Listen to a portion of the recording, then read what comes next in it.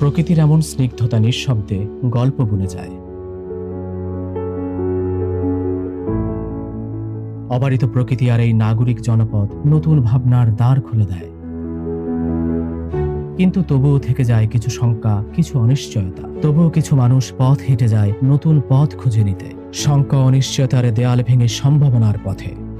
তেমনই এক স্বপ্নময় তরুণের নাম মোহাম্মদ আরিফ হুসাইন, যিনি আন্তর্জাতিক পরিমণ্ডলে দেশের অগণিত শিক্ষার্থীর উচ্চশিক্ষার সম্ভাবনাকে সহজ করতে ছুটে চলেছেন ক্রমাগত। প্রতিষ্ঠা করেছেন উচ্চশিক্ষার পরিষেবামূলক প্রতিষ্ঠান ওয়ার্ল্ড এডুকেশন ভিডি।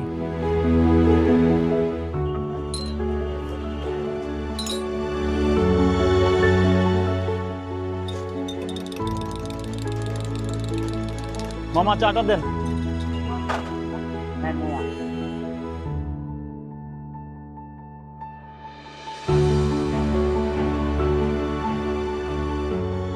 কখনো এমন এক কাপ চা ছুটে চলা পথিককে স্বপ্নের পথে আরো বেশি স্পৃহা এনে দেয়। সৃষ্টি হয় নতুন গল্প, নতুন ভাবনা। ওয়ার্ল্ড এডুকেশন ভিডি ইতিমধ্যে 10 বছর পদার্পণ করেছেন। এই 10 বছরের পিছনে রয়েছে না জানা অনেক ঘটনা, অনেক ত্যাগ, তিতিক্ষা, অধ্যবসায় এবং চেষ্টা। ওয়ার্ল্ড এডুকেশন ভিডি শুরুর পিছনে রয়েছে এক করুণ কাহিনী। একদম আমার কাছের একজন রিলেটিভ দেশে বাইরে উচ্চ শিক্ষার জন্য প্রতারিত হয়। এর পিছনে খুঁজতে খুঁজতে দেখছি অনেকে প্রতারিত হয়েছে এই স্বচ্ছ একটা জায়গা থেকে। দেশের বাইরে উচ্চ শিক্ষার জন্য যাবে, এটাই স্বাভাবিক, বাট এখানে কেন প্রতারিত হবে? আমি এজ এ ব্যাংকার ছিলাম। এই রিলেটেড আসার একমাত্র উদ্দেশ্য হলো যে মানুষ কেন প্রতারণার শিকার হয়। এটা খুবই যে ট্রান্সপারেন্সি একটা জায়গা, স্বচ্ছ একটা জায়গা, মানুষ কেন প্রতারিত হবে, এটা আমাকে খুব গভীরভাবে নাড়া দেয়। যেখানে একটা প্রাতিষ্ঠানিকভাবে আমি 6 মাস একটা ট্রেনিং নিই, এরপরে শুরু হয় আমার অন্য জার্নি। স্টুডেন্টদের সাথে আমি কথা বলার চেষ্টা করি, তার আগে আসলে কি স্বপ্ন দেখে কেমন, তাদের স্বপ্ন নিয়ে যদি কাজ করতে হয় কোনো একটা প্ল্যাটফর্ম দরকার। তখন বিভিন্ন কলেজ কিংবা প্রতিষ্ঠানে গিয়ে প্রিন্সিপাল, টিচার, ওদের সাথে এই বিষয়টা নিয়ে শেয়ার করা শুরু করি, জানার চেষ্টা করি। তাদের ডিমান্ডের উপর বেস করে সার্ভিসগুলো ওইভাবে পুঙ্খানুপুঙ্খানুভাবে আমি সাজিয়েছি। স্টুডেন্ট যখন ইউনিভার্সিটিতে এনরোল করে, দ্বিতীয় চ্যালেঞ্জ শুরু হয়ে যায়। কেমন পড়ালেখা করছে, তাদের এনভায়রনমেন্টটা কেমন, আসলে সে কি ভালো রেজাল্ট করছে কিনা, সে ইউনিভার্সিটি যাচ্ছে কিনা, এবং তার সেখানে কোনো ধরনের ফুড অ্যান্ড অ্যাকোমোডেশন কোনো প্রবলেম হচ্ছে কিনা, এবং এটি ওভারঅল সবকিছু আমরা মনিটরিং করি।